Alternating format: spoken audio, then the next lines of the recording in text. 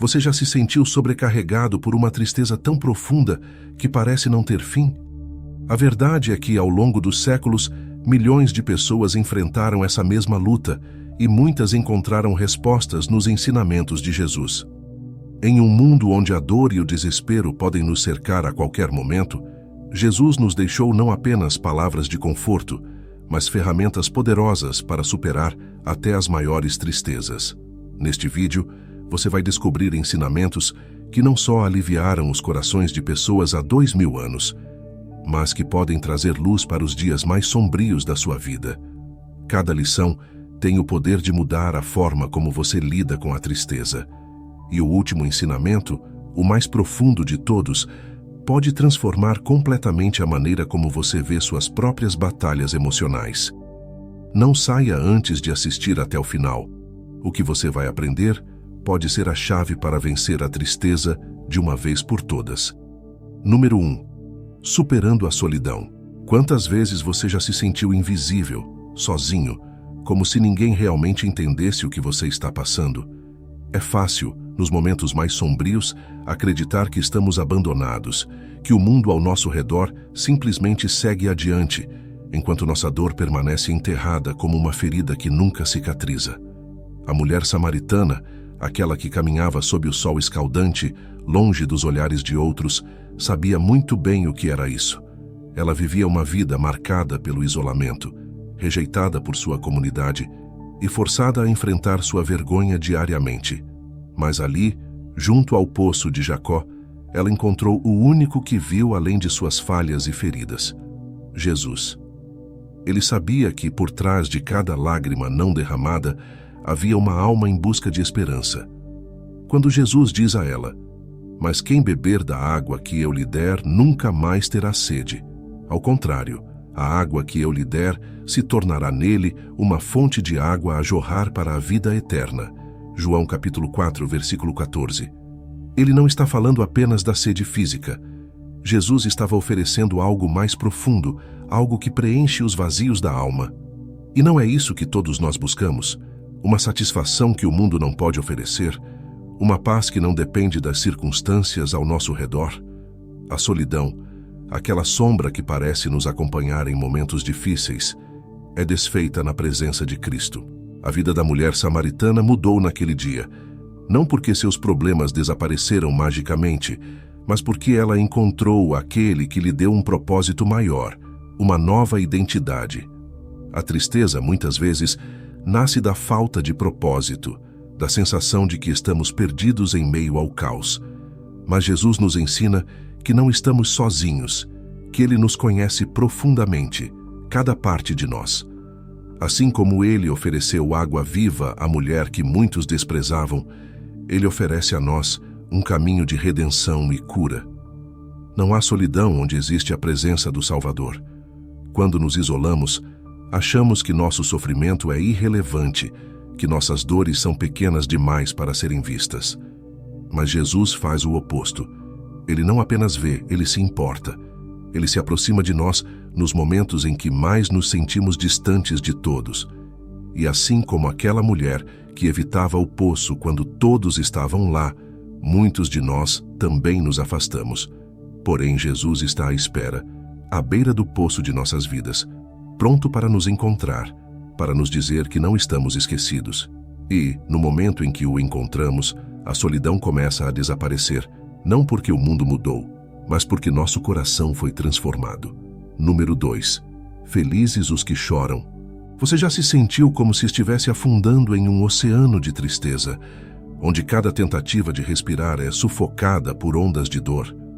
Todos nós passamos por momentos em que o choro parece ser a única resposta possível. E o mundo nos diz que isso é fraqueza, que as lágrimas são sinais de derrota. Mas, surpreendentemente, Jesus nos ensina algo radicalmente diferente no Sermão da Montanha. Ele nos diz: "Bem-aventurados os que choram, porque serão consolados." Mateus capítulo 5, versículo 4. E assim ele transforma o choro, a dor e a tristeza em portais de bem-aventurança. Esse é um conceito revolucionário. Jesus não está apenas reconhecendo a dor, ele está elevando-a a um nível espiritual. Ele nos ensina que, ao enfrentarmos a tristeza, não devemos fugir dela, mas aceitá-la como parte de nossa jornada. A tristeza, na perspectiva de Jesus, é uma oportunidade de ser abraçado por Deus, de receber o consolo divino que é mais profundo e duradouro do que qualquer alívio passageiro que o mundo possa oferecer. A tristeza que entregamos a Ele, transformada em oração e confiança, torna-se um canal de cura. Charles Spurgeon, conhecido como o príncipe dos pregadores, uma vez disse que os maiores corações que já existiram foram aqueles que sentiram a dor mais profunda. Spurgeon sabia do que estava falando. Ele próprio enfrentou batalhas intensas contra a depressão. E ele entendeu que, ao chorar, não estamos apenas liberando nossa dor, mas também abrindo espaço para que Deus nos encha com sua graça. As lágrimas se tornam uma linguagem silenciosa entre nós e o Criador, uma oração sem palavras, que sobe como incenso ao céu. Quando Jesus promete consolo aos que choram, Ele não está dizendo que a tristeza vai desaparecer imediatamente, mas Ele nos garante que no meio da dor existe uma promessa de consolo. Isso não é fraqueza. Chorar diante de Deus é um ato de entrega, de vulnerabilidade santa, onde reconhecemos que não podemos carregar tudo sozinhos. A verdadeira força não está em evitar a tristeza, mas em saber que, ao enfrentá-la, o consolo divino está ao nosso alcance. Imagine um dia chuvoso, em que o céu parece desabar com lágrimas intermináveis. Aos olhos do mundo, aquele cenário pode parecer sombrio, mas para Jesus, a chuva é apenas o prelúdio da renovação. Após a tempestade, a terra se torna fértil, as plantas florescem. Da mesma forma, as lágrimas que derramamos aos pés de Jesus nutrem nossa alma, preparando-nos para o florescimento que vem após a dor. O consolo que Ele oferece não é momentâneo, mas uma transformação profunda que nos fortalece para as próximas etapas da vida. Portanto, Jesus nos ensina que a tristeza não é o fim, mas o começo de algo maior. Ao chorar, não estamos nos distanciando da bem-aventurança, estamos nos aproximando dela. O consolo de Deus é a promessa que nos aguarda, e essa promessa transforma o choro em um sinal de esperança. Número 3. O perdão. Como caminho para aliviar o fardo emocional. Você já se sentiu esmagado por um peso que parecia não ter fim? Como se estivesse carregando um fardo invisível, dia após dia, algo que drenava sua energia, sua paz e até sua alegria. Muitas vezes, esse peso é o ressentimento. O rancor tem uma maneira insidiosa de se enraizar em nossos corações, transformando mágoas antigas em correntes que nos prendem. E o pior de tudo, ele nos mantém presos ao passado, impedindo que avancemos para o futuro que Deus tem para nós. Jesus, conhecendo o poder destrutivo da falta de perdão, nos oferece um caminho de libertação, o perdão. Quando Pedro perguntou a Jesus quantas vezes deveria perdoar, esperando um número limitado, Jesus respondeu: "Não te digo que até 7 vezes, mas até 70 vezes 7. Mateus capítulo 18, versículo 22. Isso não é apenas uma questão matemática, é um ensinamento profundo sobre a natureza do perdão. Jesus estava dizendo que o perdão não é um ato único, mas uma postura contínua, uma maneira de viver. E por que isso é tão crucial? Porque o perdão não é apenas sobre o outro, mas sobre nós mesmos. Ele nos liberta de sermos cativos da nossa própria amargura. Charles Spurgeon afirmou que o perdão é a mais alta virtude do cristão. E ele estava certo. Guardar mágoas e ressentimentos pode ser comparado a beber veneno e esperar que o outro morra. Mas quem realmente sofre somos nós. A tristeza, quando alimentada pelo rancor, torna-se uma prisão da alma, obscurecendo nossa visão do que Deus pode fazer em nossas vidas. O perdão, por outro lado, é a chave que destranca essa prisão. Ele nos dá liberdade para viver, para respirar e para ver o mundo com olhos renovados. Pense em José, vendido pelos próprios irmãos e condenado à escravidão. Gênesis capítulos 37 a 50. Ele tinha todas as razões do mundo para alimentar rancor, para permitir que a tristeza da traição o consumisse. No entanto, ele escolheu o caminho do perdão. Quando finalmente teve a oportunidade de confrontar seus irmãos, ele disse: "Vocês planejaram o mal contra mim, mas Deus o tornou em bem." Gênesis capítulo 50, versículo 20. Esse é o poder do perdão. Ele transforma tragédias em triunfos, mágoas em milagres. Perdoar não significa esquecer o que aconteceu, mas significa se recusar a ser definido por isso. Jesus sabia que a falta de perdão é um dos maiores ladrões de paz. Ao nos ensinar a perdoar, ele nos oferece a oportunidade de experimentar o verdadeiro descanso emocional. Isso não é fácil, mas é libertador. E esse é o ponto. O perdão não é sobre merecimento, é sobre graça. Quando perdoamos, refletimos a graça que recebemos de Deus. Quando a tristeza tenta invadir seu coração, perguntando por que aquele perdão parece impossível, lembre-se de que Jesus já carregou o fardo mais pesado de todos. Ele, que foi injustiçado, maltratado e crucificado, perdoou aqueles que o condenaram com as palavras: "Pai, perdoa-lhes, pois não sabem o que fazem." Lucas capítulo 23, versículo 34. Jesus nos deu o exemplo definitivo de perdão, e quando seguimos seus passos, encontramos não apenas alívio para nossa tristeza, mas verdadeira paz para nossas almas. Número 4. Encontrando força na oração. Quantas vezes, diante da tristeza e do desespero, nos sentimos impotentes, como se não houvesse mais o que fazer, como se o mundo estivesse caindo sobre nós, e nossas forças tivessem chegado ao fim. Jesus, na noite de sua prisão, nos dá um exemplo poderoso de como enfrentar esses momentos sombrios. No jardim do Getsêmani, em uma noite marcada pela angústia, ele se retirou para orar. A angústia era tão intensa que em Lucas capítulo 22, versículo 44, lemos que o seu suor era como gotas de sangue caindo ao chão. Jesus estava em profunda tristeza, sentindo o peso de todo o pecado da humanidade. E mesmo assim, ele orou. A oração no Getsêmani é uma lição sobre como enfrentamos nossas maiores tristezas. Jesus nos mostra que, quando o sofrimento se torna insuportável, o caminho não é desistir, mas se lançar aos pés do Pai. Ele ora com honestidade, pedindo que, se fosse possível, aquele cálice de sofrimento fosse removido. Mas em seguida, com uma entrega total, ele diz: "Todavia, não se faça a minha vontade, mas a tua." Lucas capítulo 22, versículo 42. Essa rendição não é fraqueza, mas a expressão mais profunda de fé. Mesmo na tristeza mais avassaladora, Jesus confia no plano do Pai. Billy Graham certa vez disse que a oração é a mais poderosa arma que um cristão tem em mãos. E ele estava certo. No Getsêmani, vemos Jesus travando uma batalha espiritual intensa através da oração. Ele nos ensina que, mesmo quando estamos no nosso limite, a oração não é apenas uma maneira de pedir ajuda, mas de nos alinhar à vontade de Deus.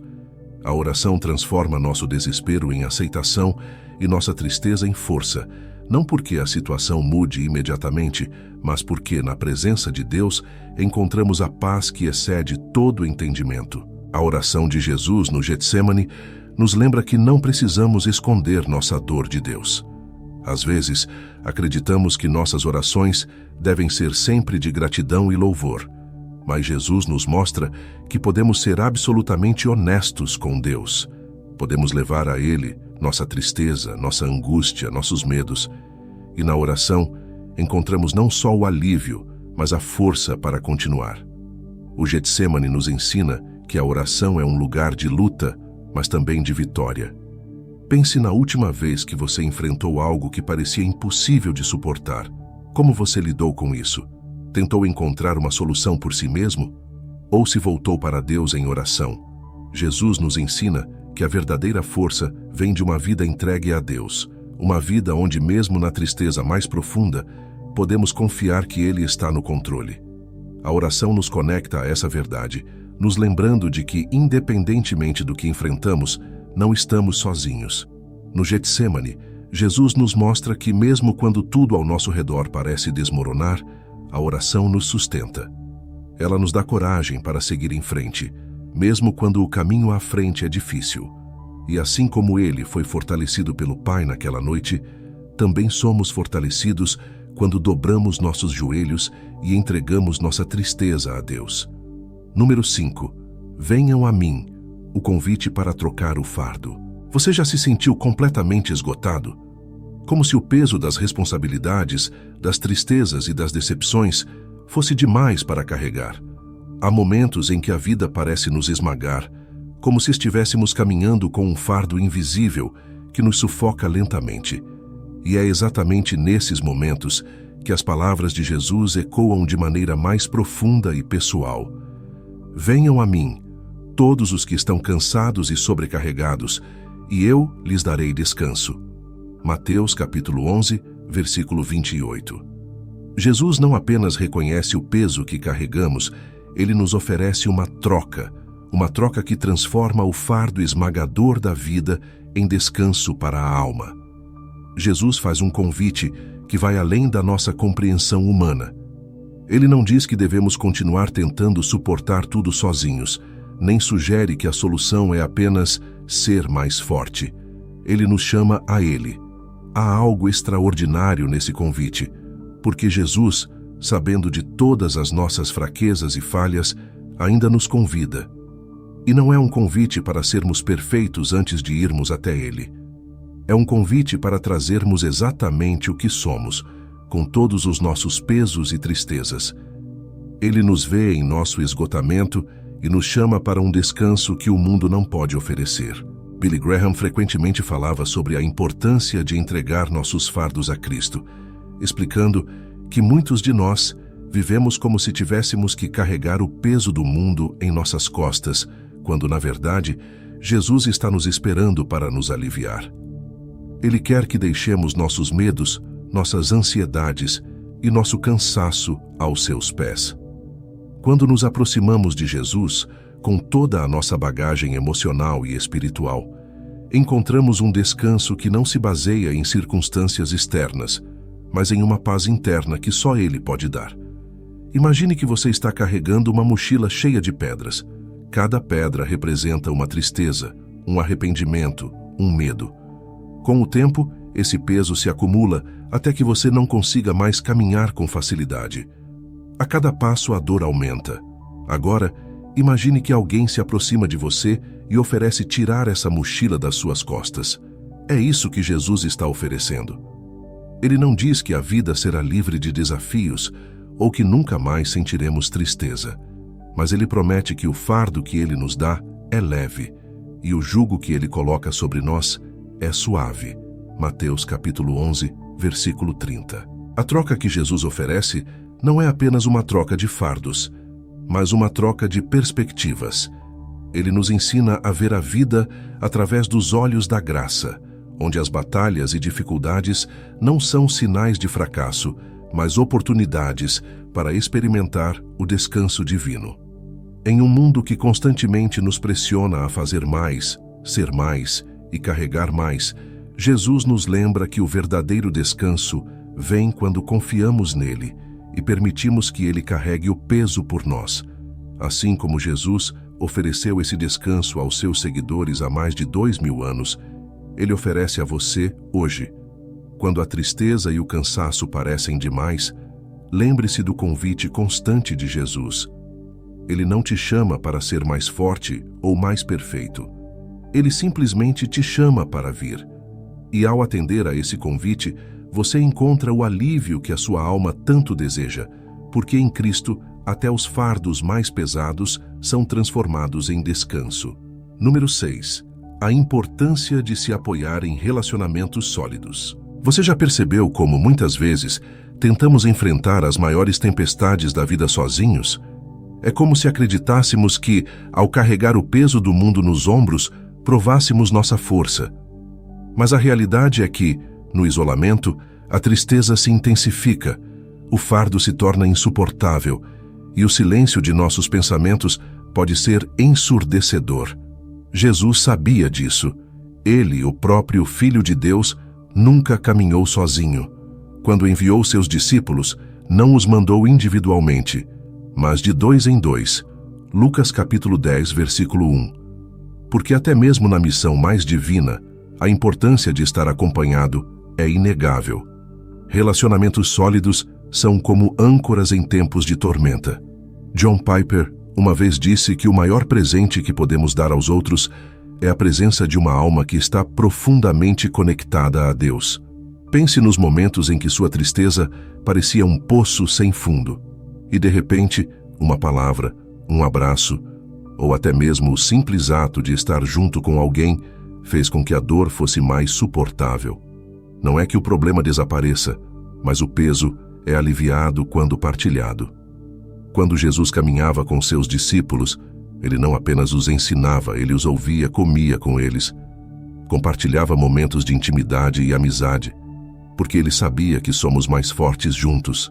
Quantas vezes na Bíblia vemos Deus ressaltando o valor da comunhão?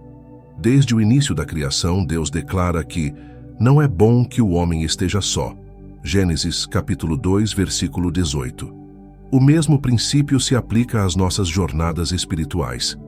A tristeza nos faz acreditar que devemos nos isolar, mas Jesus nos ensina o oposto.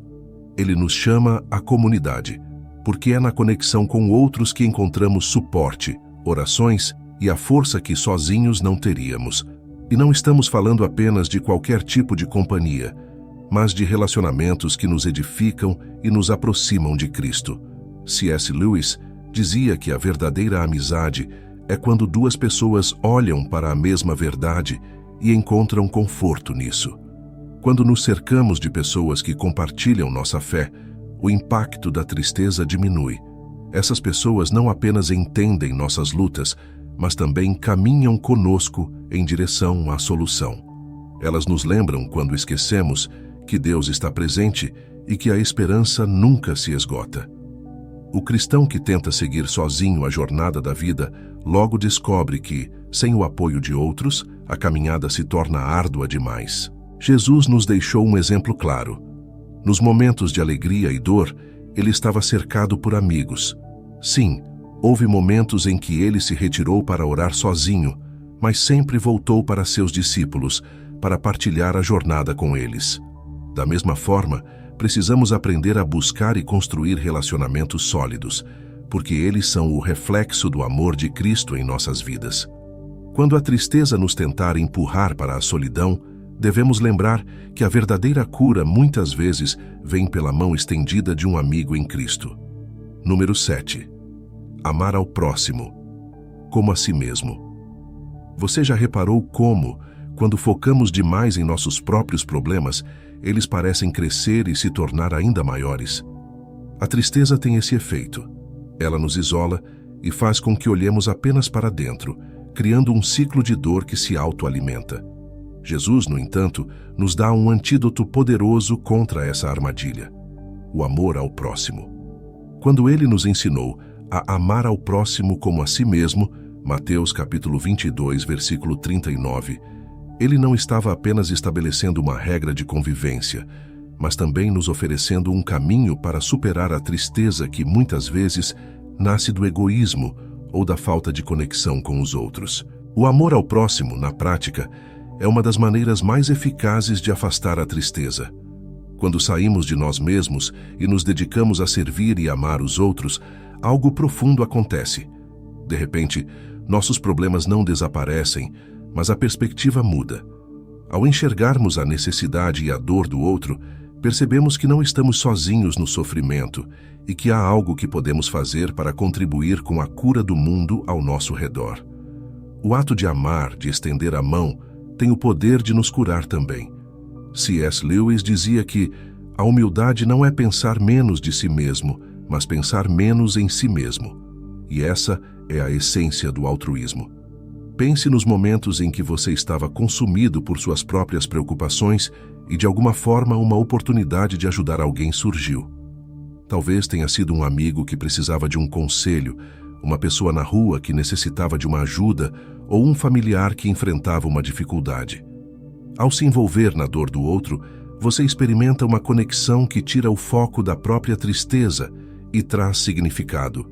É como se o amor tivesse o poder de ressignificar as nossas próprias feridas, à medida que nos envolvemos nas histórias dos outros. Jesus sabia que ao amar o próximo, também encontramos cura para nossa própria alma. Quando ele lavou os pés dos discípulos, João capítulo 13, versículos 5 a 15, ele estava ensinando que servir aos outros, mesmo nas tarefas mais humildes, é uma forma de amar a Deus e de encontrar alegria genuína.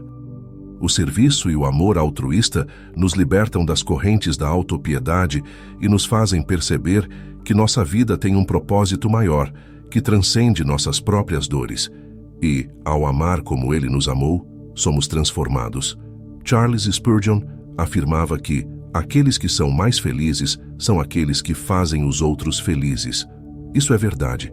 O altruísmo não é apenas uma obrigação moral, ele é uma chave para a verdadeira felicidade. Quando Jesus nos chama a amar ao próximo, ele está nos ensinando que a alegria real está em dar, não em receber. E essa é uma lição que desarma a tristeza. O amor que damos aos outros reflete o amor que recebemos de Cristo. E ao multiplicá-lo, nosso coração se torna mais leve. Ao escolhermos amar, saímos da escuridão do isolamento e entramos na luz da comunhão. O altruísmo nos leva a entender que, assim como temos nossas dores, todos ao nosso redor também têm as suas. E, ao nos envolvermos ativamente na vida dos outros, descobrimos que o amor ao próximo não só beneficia o outro, mas nos cura, nos fortalece e nos aproxima mais de Deus. Porque, no final das contas, ao amar como Jesus nos ensinou, experimentamos a profundidade da verdadeira alegria, aquela que vence a tristeza. Número 8. Confiança em meio ao caos. Você já esteve em uma situação em que tudo parecia fora de controle? Como se o mundo estivesse desmoronando à sua volta e não houvesse nada que você pudesse fazer para impedir. Nessas horas, o medo e a tristeza muitas vezes se entrelaçam, fazendo com que a desesperança se instale. Foi em um momento assim que os discípulos de Jesus se encontraram em uma tempestade furiosa no mar, suas vidas parecendo estar à mercê das ondas impiedosas. E é nesse caos que Jesus nos dá uma lição inesquecível sobre confiança. Em meio à fúria do vento e das águas, Jesus estava dormindo. Para os discípulos isso era incompreensível. Como ele poderia estar descansando enquanto eles estavam à beira da morte? Em sua angústia, eles o acordaram clamando: Mestre, não te importas que pereçamos? Marcos capítulo 4, versículo 38.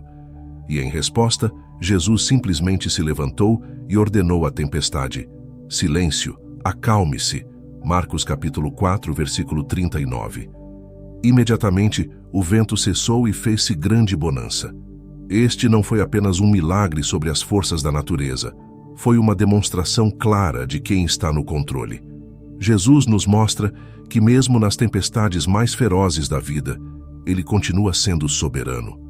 O que parecia ser um caos incontrolável era, na verdade, apenas mais uma oportunidade para ele revelar seu poder. E não é assim que muitas vezes nos sentimos em meio às nossas próprias tempestades emocionais? O medo nos faz acreditar que estamos sozinhos à deriva, sem direção. Mas Jesus está conosco, mesmo que pareça estar silencioso. John Piper destacou certa vez que a confiança em Deus em tempos de crise é o que nos mantém firmes quando tudo ao nosso redor desmorona.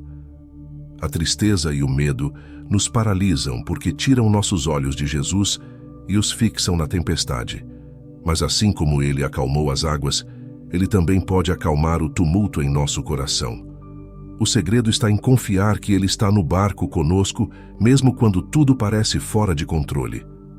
O problema dos discípulos não era a tempestade, mas sua falta de fé. E quantas vezes nós também caímos nessa mesma armadilha, permitindo que o medo e a tristeza ofusquem a nossa confiança em Deus. Jesus nos chama a confiar nele, não apenas quando o mar está calmo, mas principalmente quando as tempestades da vida parecem invencíveis. Porque em meio ao caos, ele é nossa âncora. Ele nunca nos prometeu uma vida sem dificuldades, mas prometeu estar conosco em cada uma delas. E assim como ele acalmou o mar, Ele pode trazer paz ao nosso coração. A tristeza e o medo são reais, mas não são maiores que o poder de Jesus. Essa história da tempestade acalmada nos ensina que quando confiamos em Cristo, encontramos uma paz que transcende qualquer circunstância. Porque não importa o quão feroz seja a tempestade, Ele está no controle. E é essa confiança, essa certeza de que Jesus está sempre presente, que nos permite enfrentar a tristeza e o medo com coragem, porque no final das contas, a tempestade não é eterna, mas o amor e o cuidado de Jesus por nós, sim. Número 9. O poder do louvor em meio à dor. Você já sentiu que em meio à tristeza, a última coisa que você tem forças para fazer é louvar a Deus? Quando a dor é profunda, quando a vida parece desmoronar, o louvor pode parecer impossível. No entanto, é exatamente nesses momentos que o louvor se torna uma arma poderosa, capaz de transformar nossa perspectiva e trazer a paz que tanto precisamos. O louvor em meio à dor não é um ato de ignorar a realidade, mas de enxergar além dela. Ele nos conecta com a verdade de que, independentemente das circunstâncias, Deus continua sendo bom e digno de nossa adoração. Paulo e Silas experimentaram isso de uma maneira impressionante. Após serem presos injustamente, açoitados e lançados em uma cela escura e úmida, eles poderiam ter se afundado em desespero. Mas ao invés disso, à meia-noite, começaram a orar e a louvar a Deus. Atos capítulo 16, versículo 25. A situação deles não havia mudado, ainda estavam acorrentados, ainda estavam em dor. Mas, ao louvar, algo extraordinário aconteceu. As correntes se soltaram, as portas da prisão se abriram e a atmosfera ao redor foi transformada. O louvor trouxe liberdade, não apenas física, mas emocional e espiritual. C.S. Lewis dizia que o louvor não muda Deus, ele nos muda. E essa é uma verdade profunda. Quando estamos envolvidos pela tristeza, nosso foco tende a se fixar nos problemas, nas perdas, no que está faltando. O louvor nos força a tirar os olhos de nós mesmos e colocá-los em Deus, no seu poder, na sua bondade. Isso não significa que nossas dificuldades desaparecerão imediatamente, mas nos dá uma perspectiva celestial, permitindo-nos ver que mesmo em meio à dor, Deus está presente e trabalhando em nossas vidas. O louvor nos lembra que nossa tristeza não é o capítulo final da nossa história. Pense em Davi, que escreveu muitos dos salmos em meio à angústia. Ele frequentemente começava suas orações com um clamor desesperado, mas, ao longo do salmo, algo mudava. Ao louvar a Deus, mesmo em meio à sua tristeza, Davi encontrava renovação e esperança. No Salmo 30, versículo 11, ele declara: "Mudaste o meu pranto em dança, a minha veste de lamento em veste de alegria." O louvor tem esse poder de transformar, de trazer uma nova canção, mesmo nas circunstâncias mais difíceis. E quando louvamos, estamos declarando que Deus é maior do que qualquer tristeza que possamos enfrentar. O louvor em meio à dor é um ato de fé. Ele desafia a lógica humana que diz que só devemos louvar quando tudo vai bem. Mas Jesus nos ensinou através de sua própria vida que o louvor é mais profundo do que um simples ato de celebração. É um ato de entrega e confiança. Quando louvamos em meio à tristeza, estamos declarando que confiamos em Deus, mesmo quando não entendemos os seus planos. Estamos afirmando que Ele continua sendo soberano, mesmo quando a dor parece insuportável. Assim como Paulo e Silas louvaram na prisão e viram as correntes se romperem, também somos chamados a louvar em nossas prisões emocionais e espirituais. O louvor não nega a dor, mas a transcende. Ele nos lembra que, acima de qualquer circunstância, há um Deus que nos ama, que está presente e que tem o poder de transformar nossa tristeza em alegria. E ao louvar, encontramos a força para continuar, a esperança para acreditar e a paz que só Deus pode nos dar. Número 10. A visão de eternidade. Você já se pegou preso em pensamentos de desespero, sentindo como se a tristeza que enfrenta agora fosse durar para sempre? A dor pode ser tão intensa que obscurece qualquer esperança de dias melhores. Mas Jesus constantemente nos apontava para algo maior, uma visão de eternidade que transcende qualquer sofrimento presente. Ele disse aos seus discípulos: "Na casa de meu Pai há muitas moradas. Vou preparar-vos lugar." João capítulo 14, versículo 2. Jesus nos lembra que esta vida, com todas as suas lutas e tristezas, é temporária e que uma alegria eterna nos aguarda. Essa visão de eternidade é o que nos mantém firmes em meio às dificuldades. Quando fixamos nossos olhos apenas no agora, o peso da tristeza pode nos esmagar. No entanto, Jesus nos ensina que existe algo muito maior e mais glorioso à nossa frente, algo que faz valer a pena todo o sofrimento que passamos aqui.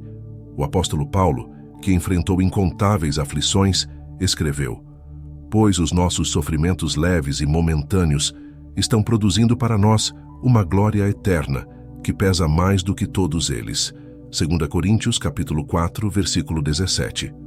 Paulo, como nós, não negava a realidade da dor, mas enxergava além dela. Ele via a eternidade. C.S. Lewis capturou essa realidade em suas reflexões sobre o céu. Ele dizia que, se descobrimos em nós um desejo que nada neste mundo pode satisfazer, a explicação mais provável é que fomos feitos para outro mundo. Em outras palavras, a tristeza que sentimos aqui, muitas vezes, é o reflexo de uma falta de plenitude que só será saciada na eternidade.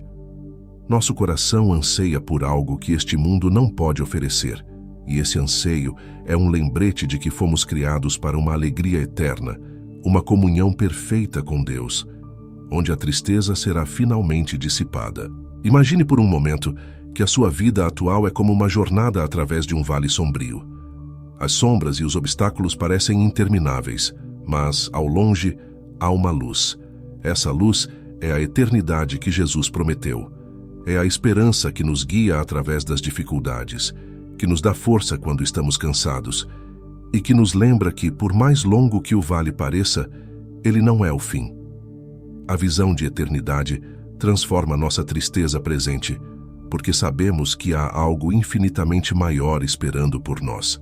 Jesus nos deu essa esperança para que nunca nos deixemos afundar completamente na tristeza. A alegria que nos aguarda não é uma mera compensação por nossas dores. Ela é infinitamente maior do que qualquer sofrimento que experimentamos aqui. A eternidade com Deus não é apenas um lugar de ausência de tristeza, mas a presença total de alegria. Quando mantemos essa perspectiva, mesmo as maiores tristezas perdem seu poder de nos derrotar. Porque no fim não são as lágrimas que definem nossa história, mas a alegria que Jesus nos preparou. A visão de eternidade nos dá uma razão para perseverar. Quando a tristeza nos pressiona e a vida parece injusta, a certeza de que algo glorioso está por vir nos enche de esperança. O sofrimento que enfrentamos agora será esquecido na luz da eternidade. E como disse o próprio Jesus, mas alegrem-se e exultem, porque grande é a recompensa de vocês nos céus. Mateus capítulo 5, versículo 12. Essa recompensa não é apenas uma vida sem dor, mas a plena presença de Deus, onde a tristeza não terá mais lugar e a alegria será completa. Número 11. O retorno ao Pai. Quantas vezes nos afastamos de Deus, acreditando que podemos lidar com a vida por conta própria, apenas para descobrir que esse caminho nos leva a um deserto de tristeza e vazio? A parábola do filho pródigo, Lucas capítulo 15, versículos 11 a 32, nos ensina sobre o impacto devastador da separação de Deus e, mais importante, sobre a alegria e restauração que encontramos ao retornar para os seus braços. O filho pródigo pensou que sua felicidade estava na liberdade de fazer o que quisesse, longe da casa do pai. Mas o que ele encontrou foi solidão, fracasso e tristeza. A tristeza do filho pródigo reflete a nossa própria quando nos distanciamos de Deus. Quando ele gastou tudo o que tinha, acabando por cuidar de porcos e desejando comer da comida deles, a realidade de sua condição caiu sobre ele como uma pesada nuvem de desespero. Ele estava quebrado, esgotado e sem rumo. E é exatamente aqui que muitos de nós nos encontramos em momentos de tristeza profunda. Ao tentar preencher nossas vidas com aquilo que o mundo oferece, acabamos descobrindo que nada disso pode realmente nos satisfazer. O vazio persiste. Mas então vem o ponto de virada. A Bíblia diz, caindo em si. Lucas capítulo 15, versículo 17. O filho percebeu que havia um lugar onde ele poderia voltar, um lugar onde ele seria aceito, não por causa do que fez ou deixou de fazer, mas por quem ele era, um filho amado.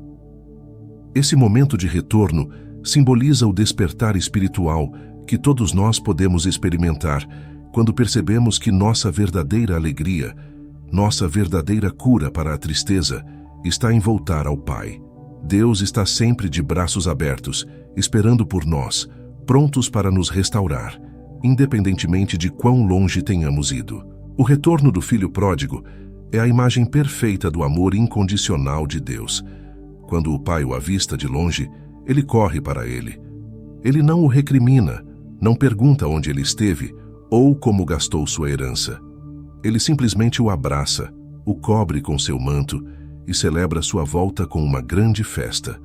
Essa é a resposta de Deus quando voltamos para Ele.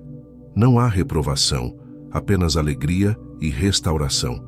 A tristeza do filho, que foi causada por sua separação do pai, é imediatamente substituída pela alegria de ser aceito de volta. John Piper nos lembra que Deus não é glorificado quando nos distanciamos dele, mas quando encontramos nossa satisfação plena nele. A história do filho pródigo nos mostra que, por mais que tentemos, a satisfação completa só pode ser encontrada no relacionamento com Deus, e quando nos afastamos, a tristeza inevitavelmente nos alcança. Mas a boa notícia é que nunca é tarde demais para voltar. Deus sempre estará esperando, ansioso para nos restaurar e nos encher de alegria novamente. Quando nos sentimos distantes de Deus, quando a tristeza parece nos sufocar, a resposta é simples: voltar. Voltar ao Pai, que nunca deixou de nos amar, que nunca nos abandonou, mesmo quando nós nos afastamos. O retorno ao Pai é o fim da jornada de tristeza e o começo de uma nova vida, cheia de alegria e propósito. E assim como o filho pródigo foi recebido com uma festa, também somos recebidos por Deus com festa e celebração, porque Ele se alegra em nossa volta. Número 12. A importância de renovar a mente. Quantas vezes nos encontramos presos em um ciclo de pensamentos negativos que alimentam nossa tristeza e desesperança? Nossas mentes têm o poder de moldar nossas emoções, e muitas vezes é o que pensamos que determina como nos sentimos. Jesus sabia disso, e em seus ensinamentos constantemente nos chamava a renovar a mente, a mudar a forma como vemos a nós mesmos, o mundo e principalmente Deus. O apóstolo Paulo capturou essa verdade ao escrever: não se amoldem ao padrão deste mundo, mas transformem-se pela renovação da sua mente.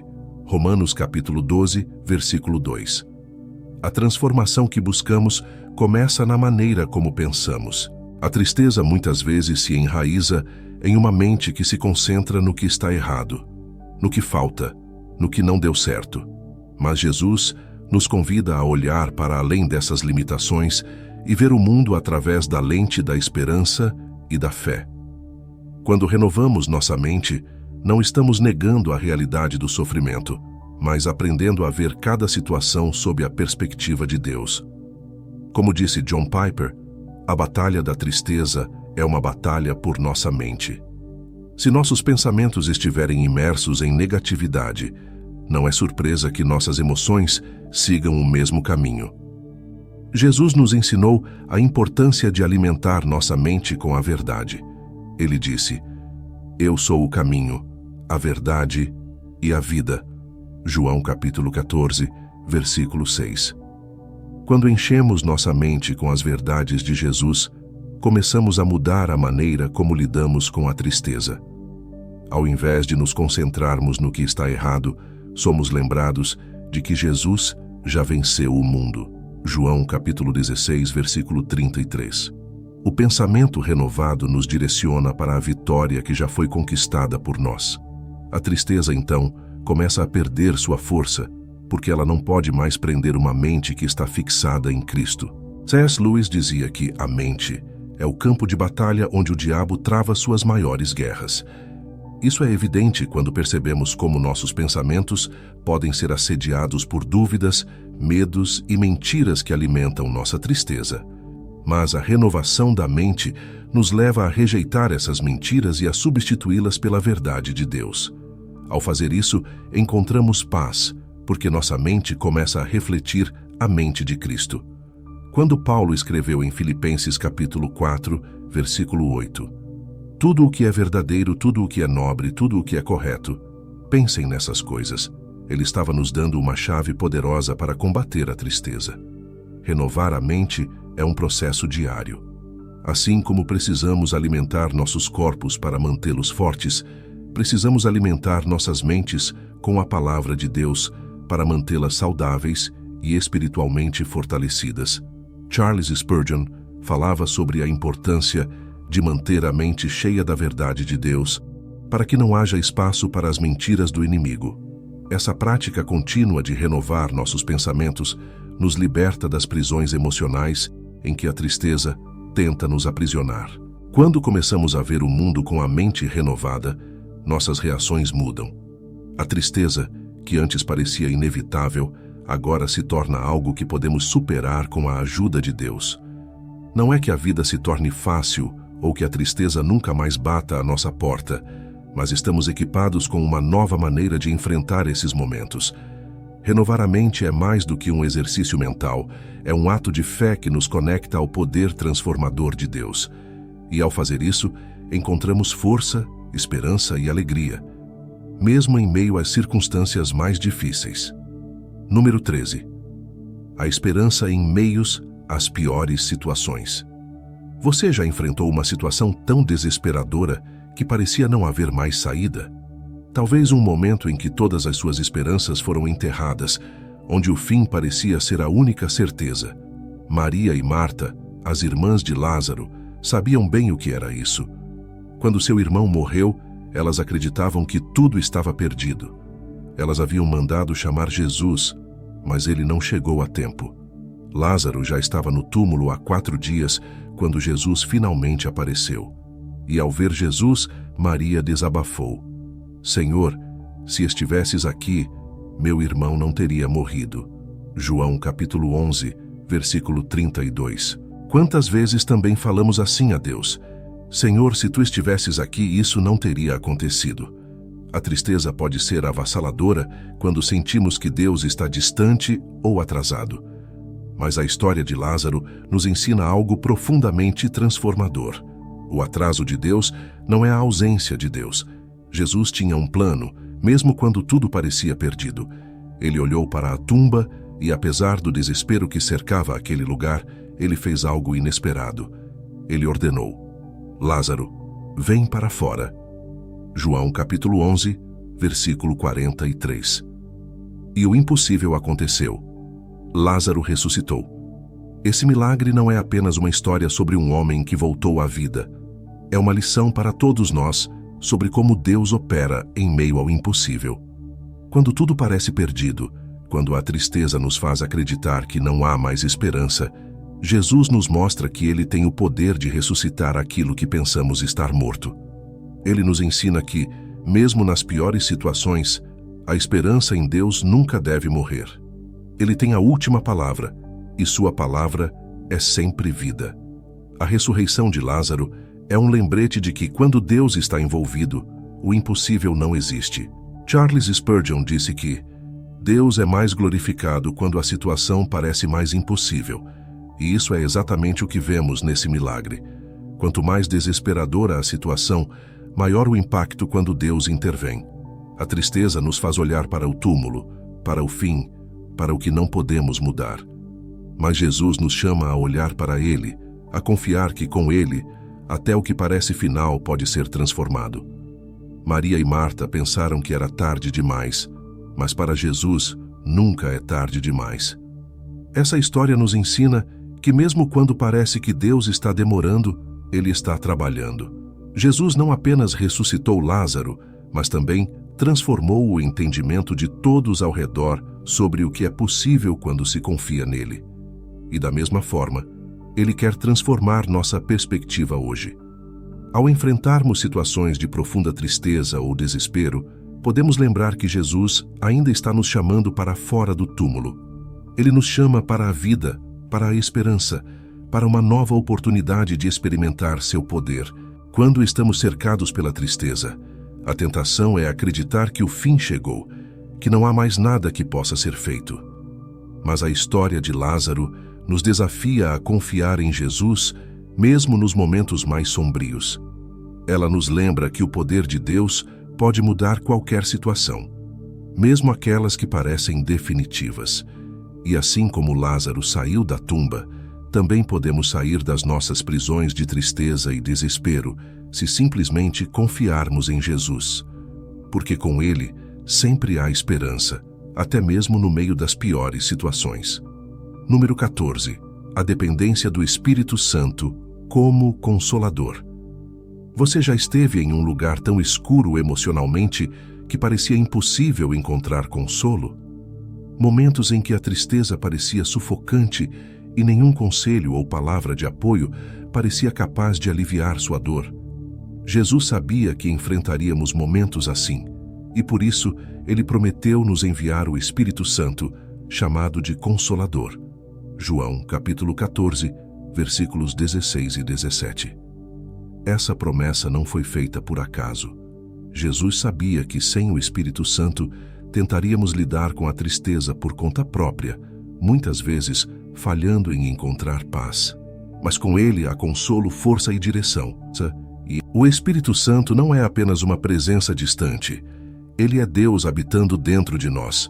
Quando a tristeza nos invade e nos sentimos sem esperança, Ele está lá, sussurrando ao nosso espírito, nos lembrando das promessas de Deus, trazendo à memória as palavras de Jesus. É o Espírito Santo que, em meio ao caos, pode nos encher de uma paz inexplicável, uma paz que o mundo não pode dar. Jesus disse: "Deixo-lhes a paz, a minha paz lhes dou. Não a dou como o mundo a dá." João, capítulo 14, versículo 27. Essa paz vem do Espírito Santo, o único capaz de acalmar nossa alma em meio à tempestade emocional. Charles Spurgeon dizia que, quando o Espírito Santo entra, a tristeza foge. Isso é algo profundo e verdadeiro. A presença do Espírito Santo em nossas vidas não significa que nunca mais experimentaremos tristeza, mas significa que nunca mais teremos que enfrentá-la sozinhos. Ele nos consola com uma ternura que só Deus pode oferecer, substituindo o vazio da tristeza com a plenitude da sua presença. Mesmo nas horas mais escuras, o Espírito Santo é a luz que nos guia, mostrando-nos que há sempre esperança, sempre um caminho a seguir, mesmo quando tudo parece perdido. Pense na importância de respirar. Muitas vezes, nem percebemos que estamos respirando, mas o oxigênio é essencial para a nossa vida. Da mesma forma, o Espírito Santo é o fôlego espiritual que nos sustenta, mesmo que não estejamos sempre conscientes dele. Ele está sempre presente, pronto para nos dar a força que não conseguimos encontrar em nós mesmos. Quando nossa alma está exausta, é o Espírito Santo que nos renova. Quando não conseguimos mais orar, ele intercede por nós, com gemidos inexprimíveis. Romanos capítulo 8, versículo 26. Ele entende nossas dores mais profundas e leva essas dores diante de Deus. John Piper destacou que o Espírito Santo é o grande consolador, porque ele traz o próprio amor de Deus ao nosso coração. Em Romanos capítulo 5, versículo 5, Paulo escreve: "O amor de Deus foi derramado em nossos corações pelo Espírito Santo que nos foi dado." Esse amor é a chave para vencer a tristeza, pois nos lembra que, independentemente do que enfrentamos, somos amados incondicionalmente por Deus. A tristeza perde seu poder quando percebemos que não estamos sozinhos, que somos amados e cuidados por aquele que criou o universo. Quando dependemos do Espírito Santo, não estamos apenas buscando alívio temporário, mas um consolo permanente e divino.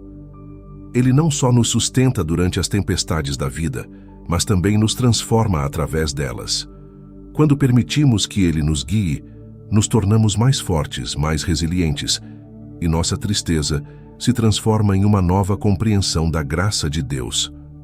O Espírito Santo não é um recurso opcional na vida cristã.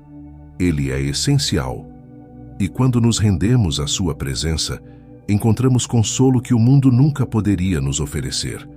A promessa de Jesus de nos enviar o Espírito Santo como Consolador é uma das maiores dádivas que podemos receber. É através do Espírito que encontramos a paz em meio à dor, a esperança em meio ao desespero e a força em meio à fraqueza. A tristeza ainda virá, mas com o Espírito Santo habitando em nós, nunca mais estaremos sozinhos. Número 15. Encontrando o propósito na dor. Você já se perguntou por que o sofrimento faz parte da vida? Às vezes, a dor parece ser tão avassaladora que ficamos perdidos, sem entender o porquê de Deus permitir que passemos por situações tão difíceis. Quando olhamos para Jesus na cruz, no entanto, encontramos a resposta mais profunda para essa pergunta. A cruz, o maior símbolo de dor e sofrimento, se tornou o maior exemplo de como Deus pode transformar a dor em propósito. Jesus, em sua agonia, não apenas suportou o sofrimento, mas deu um novo significado a ele. Naquele momento terrível, quando Jesus gritou: Deus meu, por que me desamparaste? Mateus capítulo 27, versículo 46. Ele expressava a dor de todos nós, a solidão, o desespero, a tristeza.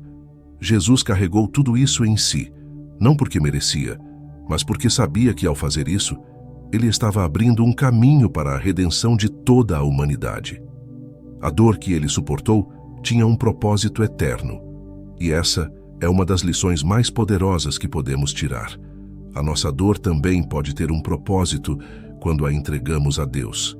C.S. Lewis dizia que Deus sussurra em nossos prazeres, fala em nossa consciência, mas grita em nossas dores. Muitas vezes, é no meio da dor que somos mais despertos para o que Deus está fazendo em nossas vidas. A cruz nos ensina que mesmo quando a dor parece insuportável, há algo além dela, algo maior do que podemos entender no momento. Jesus, ao suportar a cruz, olhava além da dor presente, vendo a alegria que viria depois. Hebreus capítulo 12, versículo 2. Ele sabia que o sofrimento não era o fim, mas o começo de uma nova era de salvação e esperança. E essa é a esperança que nos sustenta. Quando enfrentamos nossa própria cruz, nossas dores pessoais, é fácil pensar que estamos sozinhos, que nossa dor não tem sentido. Mas, ao olharmos para Jesus, vemos que ele passou pela dor para nos dar vida. E da mesma forma, quando entregamos nossa dor a ele, ele pode transformá-la em algo redentor.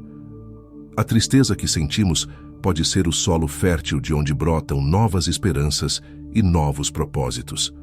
Billy Graham destacou que a cruz nos mostra a seriedade do nosso pecado, mas também o imensurável amor de Deus. A dor de Jesus na cruz revela o quanto Deus nos ama e está disposto a fazer por nós. Se ele pôde usar a dor da cruz para trazer redenção ao mundo, certamente pode usar a nossa dor para nos moldar, nos fortalecer e nos aproximar dele. A cruz nos lembra que, mesmo na dor mais profunda, Deus está trabalhando. A cruz é o ponto de encontro entre o sofrimento e a esperança.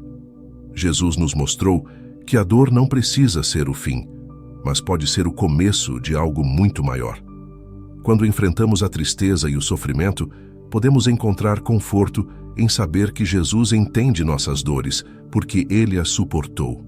E mais do que isso, ele nos dá o exemplo de que, quando nossa dor é entregue nas mãos de Deus, ela se torna parte de um plano maior, cheio de propósito e redenção. No final, a cruz nos ensina que, independentemente do que enfrentamos, não estamos sozinhos. Assim como o sofrimento de Jesus trouxe salvação ao mundo, nossa dor, quando colocada aos pés da cruz, pode ser transformada em algo poderoso. Não porque a dor em si seja boa, mas porque Deus tem o poder de trazer propósito até mesmo nas situações mais dolorosas. E assim como a cruz levou à ressurreição, também podemos ter certeza de que, em Cristo, nossa tristeza dará lugar à alegria e nossa dor será transformada em vida. Muito obrigado por assistir a este vídeo até o final. Espero que os ensinamentos de Jesus que compartilhamos aqui tenham tocado o seu coração e oferecido novas perspectivas para vencer a tristeza. Se você gostou desse conteúdo e quer se aprofundar ainda mais, convido você a explorar os outros vídeos no canal. Tem muito conteúdo de valor esperando por você, cheio de reflexões e ensinamentos que podem transformar a sua vida. Não deixe de se inscrever, ativar as notificações e continuar essa jornada conosco. Até o próximo vídeo.